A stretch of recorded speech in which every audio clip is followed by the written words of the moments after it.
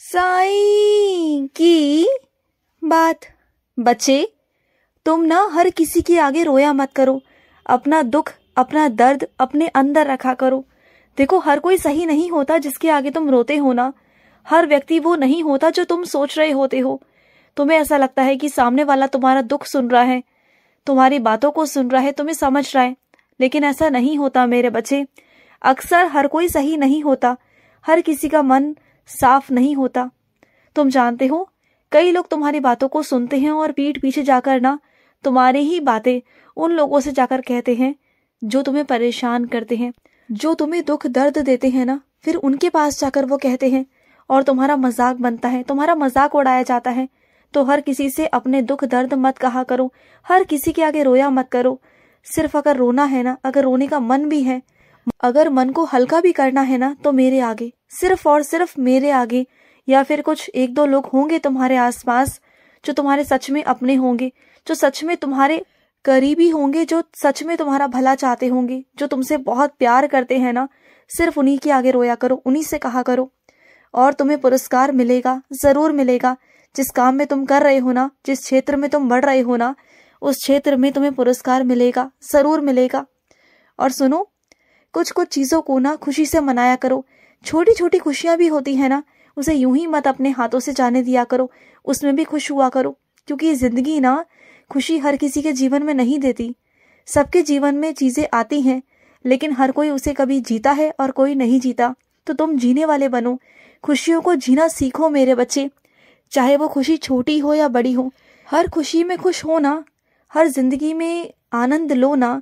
जिंदगी है ये, जिंदगी में बहुत आएगा जाएगा, चीजें आएंगी जाएंगी, लेकिन ये तुम पर निर्भर करता है ना कि तुम खुश होते हो या नहीं होते।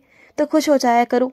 और सुनो, चीजों में उलझना फंसना ये बंद कर दो। तुम बहुत उलझते हो कि ऐसा क्यों वैसा क्यों, और वो मेरे बारे में क्या सोच रहा होगा, वो मेरे बारे में क्या सोच रही होगी, पता नहीं क्या क्या। मत सोचा करो इतना, मत ध्यान लगाया करो लोगों में इतना। अपने आप में ध्यान लगाओ, अपने आप को बढ़ाने में ध्यान लगाओ, ना कि लोगों में ध्यान लगाओ।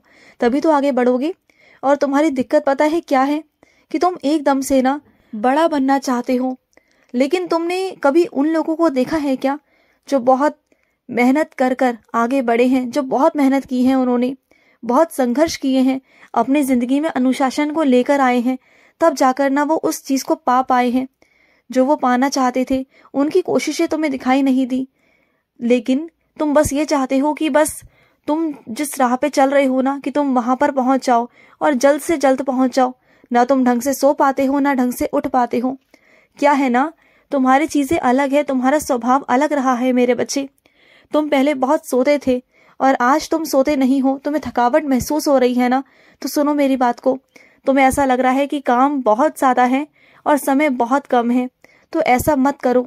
देखो, तुम्हारी बुद्धि बहुत तीव्र है, तुम्हारी बुद्धि बहुत तेज है।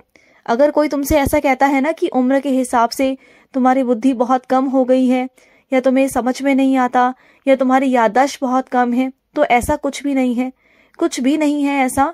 तुम्हारी बुद्धि इतनी तीव्र है ना कि जब तुम काम करने पर आओगे ना, तो उस कम समय में भी तुम दुगना तिगना काम कर लोगे। इतना काम कर लोगे ना कि तुम्हें आगे बढ़ने से कोई नहीं रोक पाएगा। तो चीजों पर ध्यान देना शुरू करो। हाँ, एक चीज है, तुम्हारा दिमाग कमजोर नहीं, लेकिन तुम्हारा दिमाग जो है ना, इस वक्त कहीं चीजों पर लगा हुआ है, भ्रमित हुआ पड़ा है, कभी इधर कभी उधर, चारों तरफ। तुम्हें समझ में नहीं आ रहा कि सही दिशा क्या है और तुम्हें कहाँ अपना दिमाग लगाना है, कहाँ तुम्हें खड़ा रहना है और कहाँ नहीं रहना ना। तुम अपने स्वभाव को थोड़ा सा बदलने की कोशिश करो, चीजों पर थोड़ा सा ध्यान दो कि तुम्हें क्या सही है और क्या गलत है तुम्हारे लिए, और तुम्हें कहाँ ध्यान लगाना है और कहाँ ध्यान नहीं लगाना ना। इन चीजों पर थोड़ा सा गौर करो। और सुनो, तुम जब भी तीर्थ यात्रा पर जाते हो ना, तो अच्छे से जाया करो ना, सज सवर कर जाओ, अच्छे से जाओ। सजने संवरने का मेरा मतलब हमेशा ये नहीं होता कि तुम बहुत सारा सौंदर्य का सामान इस्तेमाल करो। जो तुम्हारे घर के अंदर कपड़े पड़े हैं ना अलमारियों में, तो वो बंद करने के लिए नहीं है मेरे बच्चे, वो निकाल कर पहनो ना। सादगी का मतलब ये नहीं होता कि फटे पुराने कपड़े पहनकर तुम घूमो। जब भी तुम किसी मंदिर में आते हो, या तुम कहीं जाते हो, घूमते हो, कहीं भी जाते हो ना, तो अच्छे अच्छे वस्त्र को धारण किया करो ना। मैंने तुम्हें क्यों लेके दिया है, वो रखने के लिए नहीं, सादगी का मतलब ये नहीं होता मेरे बच्चे कि तुम फटे पुराने कपड़े पहनकर घूमो, बेकार होकर घूमो, गंदे से होकर घूमो, अजीब से हो जाओ, ना बाल कंघी करो ना कुछ करो। ऐसा थोड़ी होता है। देखो मुझे पता है कि तुम्हें दिखावा पसंद नहीं है। दिखावा पता है क्या होता है? जो ज्यादा करने की कोशिश करता है, जो घमंड दिखाता है, जो अपनी चीजों को बार बार दिखाने की कोशिश करता है ना, वो होता है दिखावा। तुम्हारा मन तो साफ है ना, तुम्हारा मन शीतल है, तुम्हारा अंदर ऐसा कोई विचार नहीं किसी को कुछ दिखाने का, करने का, दिखावा करने का। तुम्हारा मन पवित्र है, तो फिर क्यों तुम ऐसा सोचते हो? ऐसा कुछ नहीं है मेरे बच्चे। अगर मैं तुम्हें चीजें दिलवाता हूं ना, तो इसलिए क्योंकि तुम पहनो, करो। अब मेरे भक्त भी तो है ना, जो मेरे लिए प्रेम वश में आकर चीजों को मुझे पहनाते हैं, उड़ाते हैं, नई नई तरह की शॉल लेकर आते हैं, मेरे लिए कुछ अपने हाथों से भी बनाते हैं और कुछ तो बाजार से भी खरीद कर लेकर आते हैं। तो क्या मैं नहीं पहनता? क्या मुझे श्रृंगार करना पसंद है? क्या मुझे सजना संवरना पसंद है? नहीं ना। तुम्हारे बाबा तो हमेशा सादगी में ही रहते हैं ना। लेकिन अपने बच्चों के खातिर, अच्छा दिखने के खातिर, अपने बच्चों के लिए मैं पहनता हूँ ना। तो क्या जब मैं तुम्हारे लिए पहन सकता हूँ, तो क्या तुम मेरे लिए नहीं पहन सकते? हाँ, ऐसा मत करो। देखो, मानता हूँ कि मैं तुम्हें दान पुण्य के लिए कहता हूँ, तो दान पुण्य भी करो ना, लेकिन अपने ऊपर भी उसे पहनो ना। ऐसा नहीं कि बिल्कुल मत पहनो, अपने ऊपर भी पहनो। सुंदर से लगो, तैयार होकर रहा करो। मुझे अच्छा लगता है जब तुम तैयार होते हो ना, तो मुझे बहुत अच्छा लगता है।